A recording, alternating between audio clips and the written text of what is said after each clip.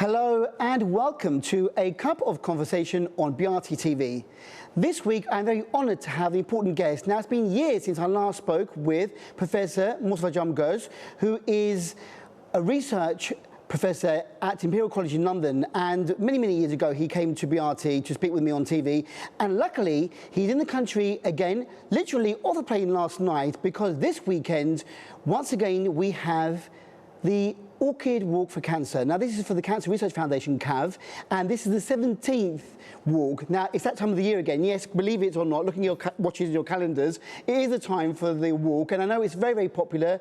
And Professor Djamgoz has taken time out of his busy schedule, like I said, arrived last night to speak with us here at BRTK. He's just come out of a radio interview and now doing TV with me. So first of all, Professor Djamgoz, welcome to the programme once again.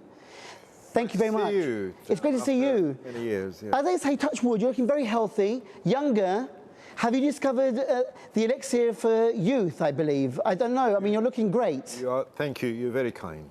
But it's great to have you here. On a serious note, the 17th Orchid Walk for Cancer, for CAV, Cancer Research Foundation, takes place on the 1st of March. And we're going this year a bit of a different route from before, from Ventral to Tashkent, which is a lovely area. And I believe that we'll be starting at around 10 a.m. in the morning. Indeed. And of course, ending up at Tashkent, and then festivities there, remembering those who passed away, but enjoying a bit of chatting and singing and dancing. Yes. Let's go back to the beginning. A bit about you. I know that you were born in Cyprus. A local boy. Local boy. Heart is in Cyprus all the time. Yes. But you studied in the UK.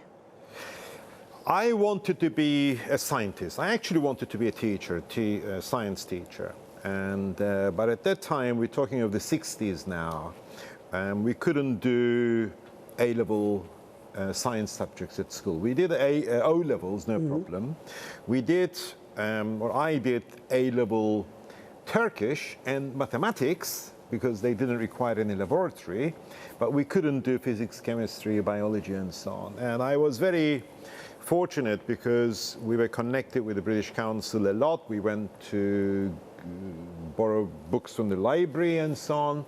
And at that time, this is 1970, British Council gave a scholarship, first of its kind, to study in the UK for 2 years at a public boarding school, basically to do A-levels. And I got that scholarship, went to Sevenoaks School, but I was very homesick, John, and I only used 1 year of the 2-year scholarship. So I did all my science A-levels in 1 year. Really? Yeah. Wow. Because, you know, we remember that's a time when there was no internet. I mean, even telephones were difficult. We wrote letters and we received letters, and I just wanted to get it over and done with, and return to Cyprus to be a science teacher at this school from where I graduated. But, you know, who knows how life turned out. Yes. And life turned out to be very different, because you didn't teach, well, you're not teaching now. You are actually involved with a lot of work to do with research for cancer, and obviously with your foundation as well, the Cancer Research Foundation here in the UK and in the TRNC. I know that when your niece, Rezan Fatihullah Majid, was living here, she was coordinating everything here. Yes. And I know that she's also arriving this week to the island from Germany to be part of the walk. Let's go back now to, okay, you wanted to be a scientist, a science teacher. You are a scientist. How did you get involved with oncology and with cancer research in particular? I'll tell you exactly, John. When I grew up in Cyprus, I built a radio transmitter, not a receiver, a transmitter. And I was broadcasting, be like Bayrak, in the neighborhood. This is Yeah. Çağlayan bölgesi. And I was very popular with the girls, you know. And whilst building this, we had very poor components and things, but it worked. We used Morse code to transmit signals and things. I got electric shock many times, and I was fascinated by what this electric force was doing to me. it scares this. It's very scary on the one hand, and it's almost thrilling on the other. You know, you got this incredible thing going through your body, and I made what was then not a hobby, that experience, into a career. Now, the natural place, or the obvious place, to study electrical signals in the body is the brain or heart, something like that. So for 25 years, so I studied physics, and that was at Imperial College, and that was an incredible education for me, because physics teaches you how to understand the universe. Physics can explain everything in the universe post the Big Bang. Yeah, we don't know what happened. We'll press the button for the Big Bang. But after that, we can explain everything. And we can explain it with equations and mathematically and everything. So I enjoyed that, and I still wanted to teach. So I had a place at Oxford to do teacher training, what was then called Diploma of Education, DPAD. But then I had the chance to do a PhD, a doctorate, with a lovely Welshman. So obviously because I still wanted to study. So I switched to the PhD, and that was working on nerve cells, on neurons. And I spent many years recording electrical signals from individual nerve cells, looking how they change and so on, during their own functioning, under the influence of chemicals and so on. And that taught me how to understand the biological universe, because the brain is so complex. So, and funny enough, I felt quite at home. You know, I trained in the physical universe, and now I was dealing with the biological universe. So I became a professor in neurobiology in early 90s. And you know, once you're a prof in the UK, you can start saying no. You know, no, I won't do that. I won't. So, and I became interested, curiosity-wise, about whether cancer cells generated electrical signals. My father died of cancer, but that wasn't the main reason. It was pure curiosity, because that's how we are trained at Imperial, to think differently, to ask questions that other people haven't asked. And I was the first in the world to ask a penetrating question. And the question was, do aggressive cancer cells differ in the electrical signaling from cancer cells that are benign? This was, nobody had asked this question, and I asked and found the answer. And the answer is yes. Because what happens in aggressive cancer cells is that they become electrically excitable. So we've generated a whole new concept of the cancer process that I call CellX, for cellular excitability. It's this excitation that makes the aggressive cancer cells, very disruptive, right, and so on. They invade their surroundings and so on, and we understand the mechanisms quite well. Now, but with this nice, simple idea, to me it's very simple.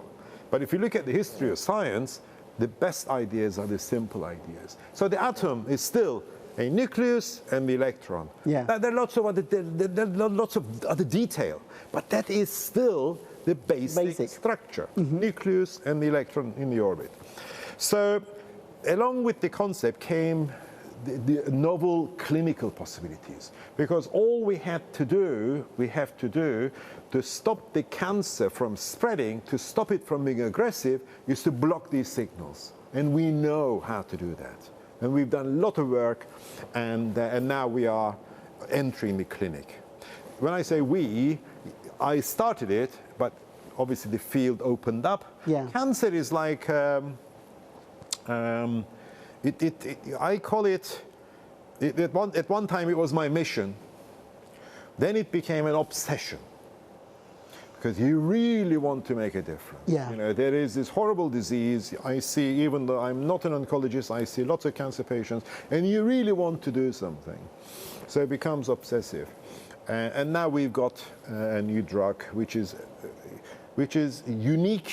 It's nothing like chemotherapy. Its side effects are minimal and so on, and we're going to test it in the clinic. Now, I should add, because I spoke about the physical universe and then the biological universe, cancer is a pathological universe. It's very complex, very changeable, very dynamic. It almost changes as you're looking at it. It changes when you're treating it. It changes when it goes from A to B. It changes when you go to sleep. So in a way, my training and my discoveries have been unique because of that. Because I came into oncology from neurobiology, neuroscience. A very different perspective on that. When I do my interviews on the television here, a lot of the public out there in the TRNC are working night and day, week after week, month after month, year after year, for various cancer charities. The cancer charities in the main here are supporting those with cancer, helping them find the right treatment, giving them the right direction in what to do, how to survive, how to get treatment here. And that's all very, very commendable. And there's a lot going on here, Professor. I'm sure you follow what's going on as well. If you read all the press and you watch what's going on here. However, your work is on the flip side. What I think about it, when I think of what you're doing, it's how can we not beat cancer, because maybe we'll have to live with cancer for the rest of our lives, but how to find better cures or maybe even preventative measures. How would you describe your work? I mean, in the 17 years that you've been doing the Orchid Walk and the money that you've raised via this walk, you've given us an outline of how you've approached to this, but have you come to an idea with, okay, this is what I want to do. I want to concentrate on educating people on not getting cancer. Don't do this, don't do this. Or are you focusing on that magical cure for cancer? Or will we have to live with cancer for the rest of our lives? Okay. Lots of questions there. Lots of questions, lots of ideas, lots of comments there. First of all, let me pick up the last thing you said first, John, and that is that we are not looking for a magical cure for cancer. We are looking to living with cancer. That is the best we can hope for now. Living with cancer. Just accept that it's part of life and live with it, just like we can live with other illnesses chronically. An obvious example is diabetes. We can live with it. Another example is AIDS. It is now possible to control the HIV virus, so it doesn't develop into AIDS disease as a disease condition, and that means that condition, HIV/AIDS, becomes chronic. That is how we see cancer. We want to be able to live with it, whilst in a way we look for that magical cure. So that is your last comment. Going back to charities and other charities, doing charity work is an emotive issue. That means, you do what you're motivated for. So you're right, there are charities that deal with patients and various other things and so on. We are interested in research. We believe solutions to cancer, whether it's how to live with it, how to understand it, how to manage it, will come from research. Nobody's going to, or what is the status in Cyprus, the cancer incidence, or how good is our environment for cancer. You have to investigate these things. So that is where we come in. We are a research charity. We're the only charity that does research in this way. Our other guiding principle is investing in young people, in people. So I see patients all the time, very happily, and try and help them, use my contacts in the UK, everything possible. But our expenditure, where we spend our resources, is in training young people to become researchers in the cancer area, primarily at PhD level, doing doctorates. At the end of the 3-4 years, we can end up with a thesis saying this is where the work is, not just distributed here and there, and so on. So that is how we are different. The other way in which we are different, I think to me this is important, we are a foundation, we are a registered charity, we are a vakıf. I insisted on that. It's very important when you do charity work to be accountable, Yeah. to be under control and so on. Because people give you, make a donation they need to feel confident that the money will go to the right donation place, is going to the right place and so on. And that is from day one. That's what I insisted on and registered it as a Vakıf. Incidentally, the idea of forming a Vakıf, I didn't sort of wake up one morning and say, I'll form a Vakıf. It actually happened, it started in the UK. Yes. When the national press, the Sunday Times, picked up our research when we were beginning to work on human cells and so on. And there was a half-page spread in the Sunday Times. Monday, next day, a lot of people telephoned us, contacted me to offer money towards the research. And I didn't take it. I didn't want to take it. I didn't know what to do. And Imperial College helped me set up a research fund, initially within the college framework. Yeah. And then eventually I had it registered as an independent charity. I love that. What I discovered in the charity world with the kind of people you deal with, those who are a sense of responsibility, social awareness and everything. And I wanted to do the same for Cyprus at a time when there was a lot of discussion and negative speculation about, the TRNC is third in the world in cancer incidence. I heard these things direct. Yeah. And it was pure imagination. I don't want to say a lie. Scaremongering, maybe. Yeah, but they did. No one had investigated it. They're just throwing things around. There is that idea that there is a high number of cancer patients in the TRNC, and if you ask the various charities, there could be a new case every day, which is normal or not normal, I'm not sure. I heard you speaking on the radio with my colleague Denise Phillips, and there's a lot to get through. I mean, there's a lot of things that we could talk about in our daily lifestyles, the environment, and we don't have enough time for that on the programme now to go into everything. But there are quite a few things that caught my imagination when you were speaking. One is the fact that you have cut out dairy or drinking milk from your diet. Secondly, I thought you were drinking, you said let's have coffee, and actually let's bring coffee into the conversation. Tell us about Turkish coffee or drinking coffee. How are our daily lives affecting the way that we are abusing our bodies, maybe? Well, John, first of all, let's say, generally speaking, we are what we eat. Yes. Okay, and we are what we drink. Full stop. And food is actually the forgotten medicine. Now, coffee. I love coffee. I can't wait for Saturdays so I can have morning coffee. Yeah. Now, I have followed I follow the literature, the scientific research literature on coffee, and coffee is good against cancer. It's also good against your liver. Remember, the liver is one of the most important organs in the body. It's like the sewers of the body. Everything is dumped there, it's cleaned up, and then rejected or kept. Yeah. And coffee protects liver in that regard because of the antioxidants and its chemical makeup and so on. So not for that reason, but I'm sure we will talk about the Orchid Walk a bit more later. At the end of the walk, we actually treat people to a cup of Turkish coffee. And I must say, I'm very proud of this. It's not just coffee dumped on people. People get the plain coffee or the medium or the sweet. Really, to me, this shows the quality of Kav. Doing things precision, giving value to people. Yeah. And so on. And every year on our walk, we present our progress report for what we've done the year before. And this year in our progress report, I included an article on coffee and why it is good for you. And it came out, because I love it, I follow it.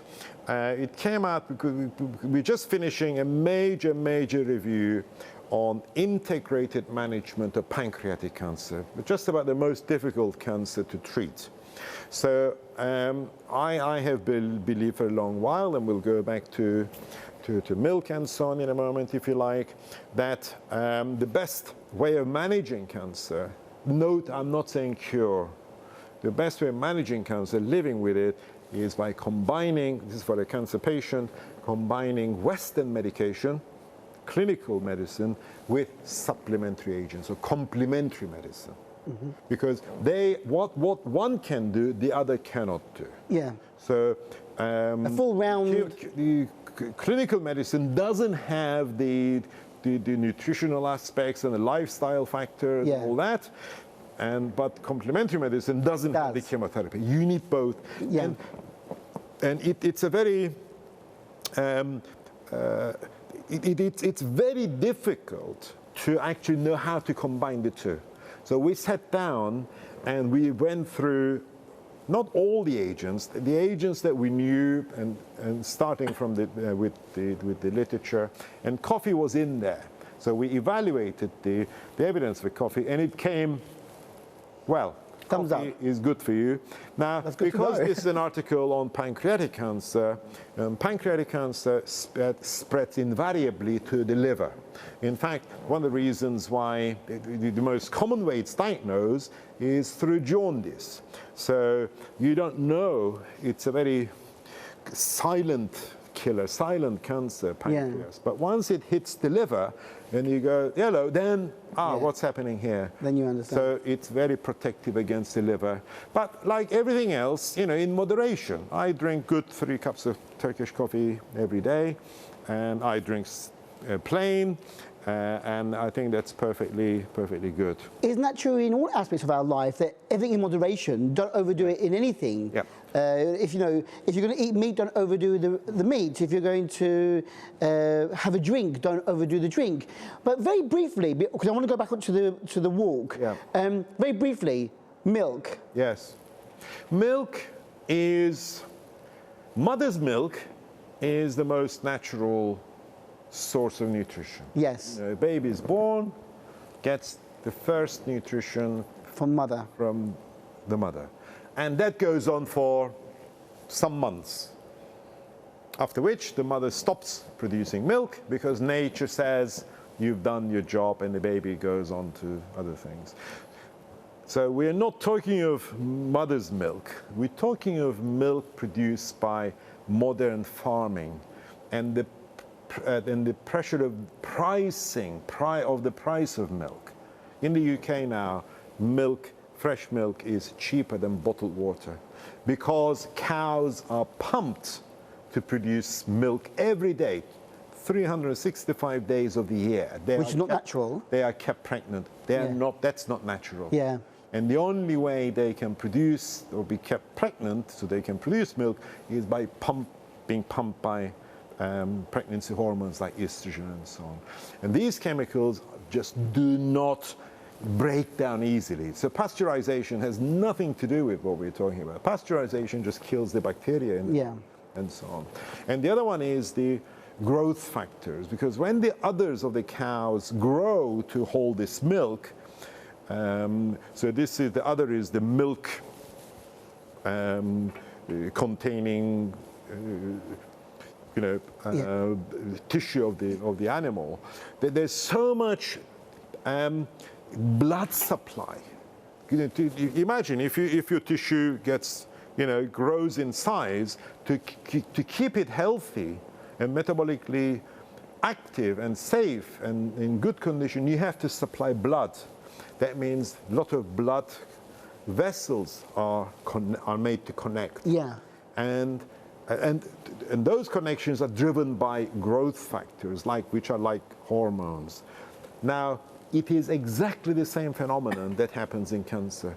For cancer to spread, which is the main cause of death in cancer, it has to draw in blood vasculature, process called angiogenesis. And then through those connections, the cells escape and get into your circulation. So basically, what is promoting cancer is already in the milk. Yeah. Because it's doing to the other. So, John, the best science is simple science. These are very simple concepts, not difficult to understand. And so, so baby should drink mother's milk and then move on. And no adult drinks. There's no adult. There's no reason in nature. There's no need for it. You be don't honest. show me one animal that drinks another animal's milk in the adult. Yeah. There isn't one. So what we do is unnatural. Now you probably have heard of people who are lactose intolerant. They can't digest milk. That's the natural state to be. Yeah, Our you natural state is not to be able to digest milk because we're not supposed to drink milk. Yeah, after But that weaning process. Yeah. Over hundreds of years of drinking milk, we have mutated and that enzyme doesn't function anymore, so we can digest the milk. But some people have stayed intolerant, and they're the lucky ones in a way. Fascinating information there, Professor Djamgoz. Now, let's conclude the interview in the last 5 minutes or so with more information about the Orchid Walk. Now, you're here, you've arrived again. You're here every year in Cyprus for the Orchid Walk, which happens in March. And this Sunday, the 1st of March, is the 17th Orchid Walk. Because, of course, it's orchid season, so it's a good name to have. And I'm sure that you'll have lots of people walking around with you, giving information about the orchids. But we're walking from Ventral to Tashkent.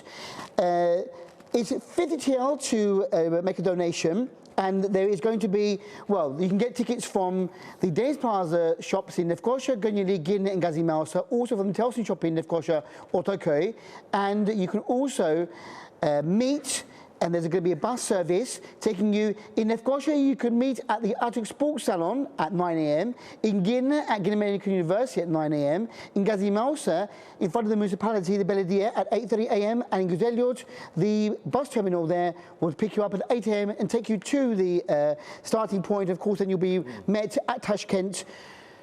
I remember that you have a special packet. You give people who are on the walk a great chance to get a nice little memento. Yes. You have your hats, you have the balloons, which we're not releasing this year. We're holding them, we're going to burst them at the end, not to damage the environment. During the walk, what's the atmosphere like? Unbelievable. It's what drives us on. I mean, let's be honest. I need to do the Orchid Walk after 17 years. Are you still emotional? But every year, I'm just amazed and say, we can't give up. The atmosphere that is created, the message, and of course what we do with the money that we raise. I mean, that's it. And it gives people not just hope. It makes, I would like to think it makes a difference to people's lives. So it's become part of my life, part of our lives. Yeah. We'll continue doing it as much for as long as we can. I think it's a part of our lives here as well, Professor Djamgoz, because I know as soon as I open up social media on the day of the walk, there are people out there up in the mountains taking selfies, taking pictures with you especially as well, and people at the end coming together. Yeah. Reminiscing, celebrating. As you said, you'll be giving coffee at the end of the walk in Tashkent, a beautiful area. It is one of the events of the year for us here in the Channel Seas, was for you, I'm sure. And I know that you have guests from the UK coming over, especially to take part in this walk. And I just want to say that it's amazing. It's not easy to organise any charity event anytime, and to organise this walk for 17 years without faltering, without losing momentum is amazing. And I'm sure that you'll have you have hundreds of people turning up, don't you? Whether it's rain or shine, it doesn't matter the weather. You're going to be out there in force. Absolutely. Well, we have at the moment 1,500 tickets out in the market, and we'll see how many we get on the day. Hopefully over 1,000. I want to finish with a bit of science. Yes. Because you talked about the social cohesion, the well together, getting together, creating that atmosphere and so on. Last year, an experiment was done on animals. A lot of these experiments start on animals and then on to humans. And it published in one of the world's most famous science journals. And the experiment was this. They induced in mice 2 different types of tumor. One was a melanoma, which is a very aggressive cancer, and the other one was a lung cancer, which is also aggressive. And these tumors grow. Okay? Whilst the tumors were growing, they stimulated a part of the brain known as the ventral tegmental area. This is the part of the brain concerned with reward, and it releases dopamine. It's a reward, it's a feel-good chemical. When this area was stimulated, John, the tumor started getting smaller. So what this shows is that the state of our minds, if you like, call it positive thinking, and that atmosphere created at the end of the walk or during the walk, that sort of togetherness, maybe a little touchy-feely, that cohesion is actually by itself good against cancer. But obviously the message we give and we're trying to give, also important. A fantastic way to end the interview, Professor Djamgoz. Positivity in life, be positive, everything in moderation, live life to the full. We're living longer, so the chances of more diseases or illnesses affecting us is natural. You know, the longer you live, the more chance that something will go wrong with your body. But the idea there behind your last statement is be positive, and you're maybe 50% there of getting, surviving your cancer. So it's a very good message. Very, very quickly before we end, I would like to say, for those of you who could not make it to the walk, we do have a chance for you to make a donation via telephone. Now, this is for the Cancer Research Foundation, CAV, we all know it. And if you send a message to 5228, you can donate 5 TL straight away. However, if you want to make a monthly donation, you can say abonné CAV, that's ABONEKAV, and then you can write either 10, 25, 50, 75 or 100 TL and send that to 4271, and then you can make a monthly donation to CAV. And the research is very important. Don't think that your money is not going to be sent to the right places. Professor Djamgoz here has definitely convinced us all. We knew from the start that all the work that they're doing is important. Every kurush, every TL that you donate here at the TRNC goes to research, which is very, very important. It is a killer, but it doesn't mean it's a death sentence for everyone that gets it or anyone who gets it. And we know that, maybe the statistics show that we are having a high rate here. It's not right. Don't be scared. Fight it. Deal with it. We'll deal with it. Deal with it. And I just want to say, Professor Djamgoz, thank you very much for taking time out of your short visit here.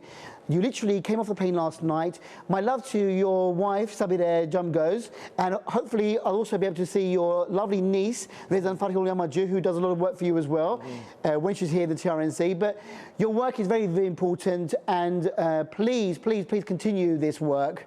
And hopefully you'll come back for the 18th, 19th, 20th anniversary of the Orchid Walk. But I'm sure that our supporters here will be joining you on the walk this Sunday in Ventral, taking you all the way to Tashkent. Have a fantastic time while you're here. Thank you very much, John. You're very kind. Thank you. Thank you very much. And with that, we've come to the end of this fascinating Professor Djamgoz interview. He is a wonderful man, approachable and very, very knowledgeable. So get the right information, and you know what? Start 2020 on the right footing by going on this Orchid Walk. Until next week, until we meet again here in the BRTK studios, take care and be well. Bye-bye.